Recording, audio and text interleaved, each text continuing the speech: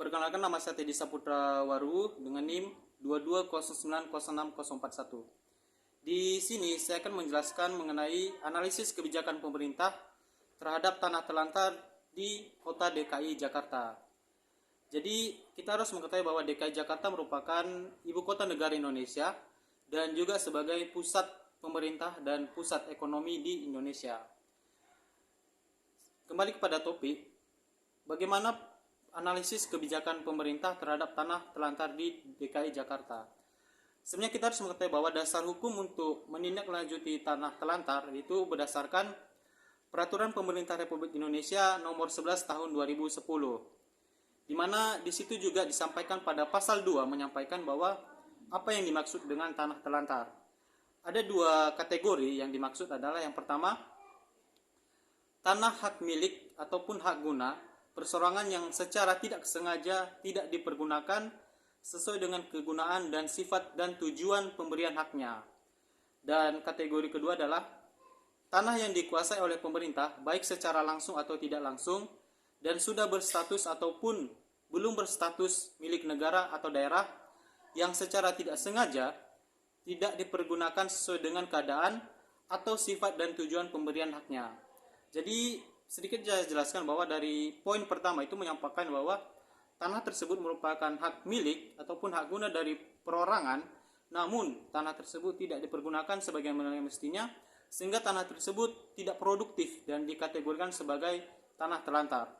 Demikian juga yang disampaikan pada kategori kedua bahwa bedanya tanah tersebut merupakan hak milik ataupun milik negara, namun tidak dipergunakan dan tidak diberikan produktivitasnya sehingga tanah tersebut dinyatakan tanah terlantar karena tidak dikelola oleh pemerintah dengan tujuan dan maksud dari perundang-undangan tadi. Jadi analisis dari kebijakan tersebut menyampaikan bahwa tanah-tanah tersebut tentunya akan dikelola oleh pemerintah, namun ada beberapa mekanisme ataupun proses yang harus dilalui.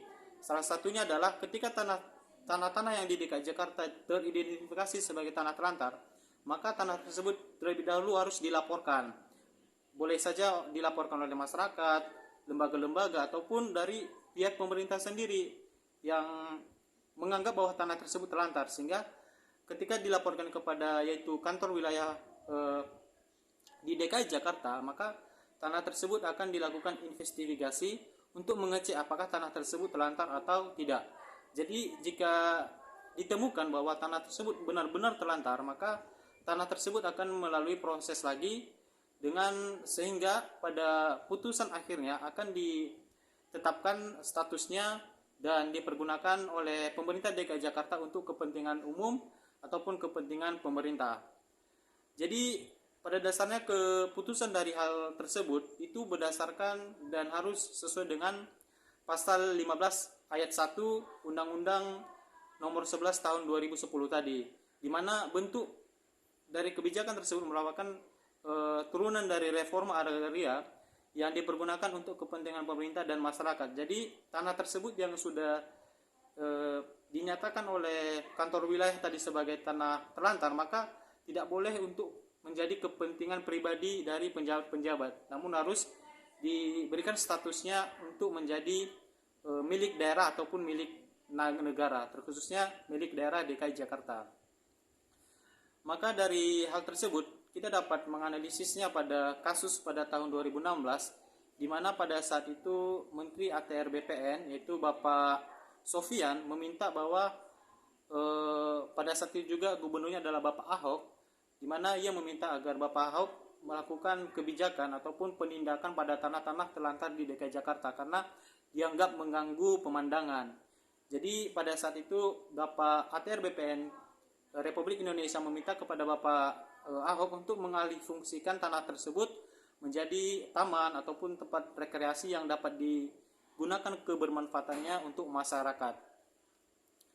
Jadi demikian dari analisa saya ataupun dari penyampaian saya. Jadi saya pribadi memandang bahwa tentunya sangat perlu ya bagaimana pemerintah berinisiatif untuk menindaklanjuti tanah terlantar, khususnya di DKI Jakarta sebagai ibu kota negara yang seharusnya tidak ada lagi tanah yang terlantar, namun harus dipergunakan sebagaimana secara maksimal agar bisa memberikan sumbangsih dalam tata kelola kota yang baik, sehingga dapat meningkatkan citra Republik Indonesia melalui ibu kota Indonesia. Demikian saya ucapkan terima kasih.